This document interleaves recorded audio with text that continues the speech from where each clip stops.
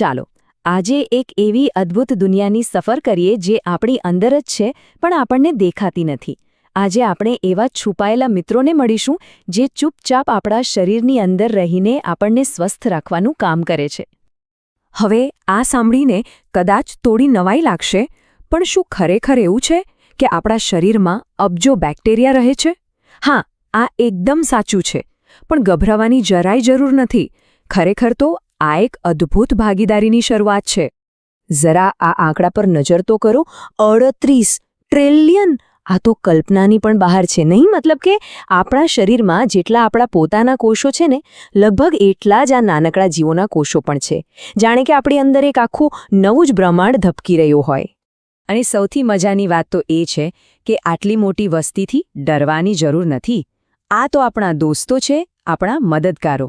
અને હા, આ ચર્ચાના અંત સુધીમાં આપણે એ પણ જાણીશું કે આ દોસ્તોની ફોજને વધુ મજબૂત કેવી રીતે બનાવી શકાય. તો ચાલો ત્યારે શરૂઆત કરીએ આ નાના મદદગારોને ઓળખવાથી. કોણ છે આ, અને એવું તો શું ખાસ કામ કરે છે આપણા માટે?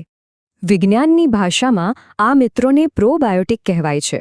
એકદમ સાદા શબ્દોમાં સમજીએ તો આ એવા સારા જીવંત બેક્ટેરિયા છે જે આપણા આંતરડામાં રહે છે અને આપણા એકંદર સ્વાસ્થ્યની જવાબદારી સંભાળે છે. અને જેમ દરેક સારી વાર્તામાં હીરો હોય છે, તેમ અહીં પણ છે. મળો આપણા 2 સુપર હીરોને, લેક્ટોબેસિલસ અને બિફિડોબેક્ટેરિયમ. હા, નામો થોડા અટપટા છે, પણ કામ એમના બહુ મોટા છે. આ એ જ છે જે પડદા પાછળ રહીને આપણને સ્વસ્થ રાખે છે. તો આ સુપરસ્ટાર્સ કરે છે શું? વેલ, એમના 3 મુખ્ય કામ છે. પહેલું, ખોરાક પચાવવામાં મદદ કરવી. બીજું, ખરાબ જંતુઓથી આપણને બચાવવા. અને ત્રીજું, આપણી રોગપ્રતિકારક શક્તિને મજબૂત બનાવવી. ચાલો આ દરેક કામને થોડું ઊંડાણથી સમજીએ. ચાલો સૌથી પહેલા વાત કરીએ પાચનની. કેવી રીતે આ બેક્ટેરિયા આપણા પાચનતંત્રના સૌથી સારા મિત્રો બની જાય છે? આ સ્લાઇડ પરની સરખામણી જુઓ, એકદમ સ્પષ્ટ છે. એક બાજુ જ્યાં સારા બેક્ટેરિયાનું સામ્રાજ્ય છે, ત્યાં પાચન એકદમ આરામદાયક છે. અને બીજી બાજુ જ્યારે એમની સંખ્યા ઘટી જાય છે, ત્યારે કબજિયાત, ગેસ, પેટમાં દુખાવો, આ બધી તકલીફો શરૂ થઈ જાય છે. એનો મતલબ સાફ છે, પેટના સુખનો રાજમાર્ગ આ નાના જીવો પાસેથી જ પસાર થાય છે. પાચન તો ઠીક, પણ આ મિત્રો આપણા શરીરના અદૃશ્ય રક્ષકો પણ છે. એક એવી સેના જે દેખાતી નથી પણ સતત આપણું રક્ષણ કરે છે. ચાલો જોઈએ કેવી રીતે. આ આંકડો ખરેખર ચોંકાવનારો છે. આપણી 70% રોગ પ્રતિકારક શક્તિ, 70% એ આપણા પેટમાં છે.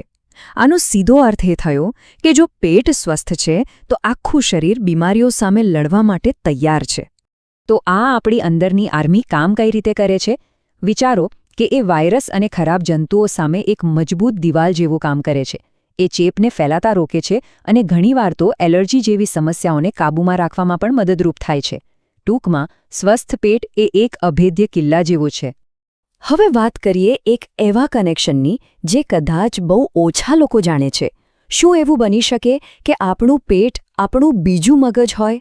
સાંભળવામાં અજીબ લાગે, પણ આ સંબંધ ઘણો ઊંડો અને રસપ્રદ છે. વૈજ્ઞાનિકો આને ગટ બ્રેઇન કનેક્શન કહે છે. આ એક એવો સુપરહાઇવે છે જે આપણા પેટ અને મગજને સીધા જોડે છે. એટલે કે પેટમાં જે પણ હલચલ થાય, સારી કે ખરાબ, એના તરંગો સીધા આપણા મગજ સુધી પહોંચે છે અને આપણા મૂડ પર અસર કરે છે. અને આની અસર કેટલી જબરજસ્ત છે એ જુઓ. જ્યારે પેટમાં બધું બરાબર હોય, એક સંતુલન હોય, ત્યારે તે મગજને પોઝિટિવ સિગ્નલ મોકલે છે. અને એનું પરિણામ? આપણો મૂડ સારો રહે છે, તણાવ ઓછો થાય છે અને ચિંતા પણ ઘટે છે. એટલે કે મનની શાંતિનો રસ્તો પણ પેટમાંથી જ પસાર થાય છે. તો આટલું બધું જાણ્યા પછી હવે મુખ્ય સવાલ એ આવે છે કે આપણે આપણા આ નાના મિત્રોની સંભાળ કેવી રીતે રાખી શકીએ, એમને ખુશ કેવી રીતે રાખી શકીએ. ચલો હવે કેટલાક સરળ અને અસરકારક ઉપાયો જોઈએ. અને સારી ખબર એ છે કે આ કામ બિલકુલ અઘરું નથી. આનો જવાબ આપણા રસોડામાં જ છે. દહીં, છાશ, ફાઇબરથી ભરપૂર ફળો, લીલા શાકભાજી, આ બધું આ સારા બેક્ટેરિયાનું ફેવરેટ ફૂડ છે. આપણે એમને આ ખોરાક આપીએ અને બદલામાં એ આપણને સ્વસ્થ રાખે છે. કેટલું સરળ સોદો છે ને? પણ હા, એક ખૂબ જ જરૂરી વાત યાદ રાખવા જેવી છે. એન્ટીબાયોટિક્સ.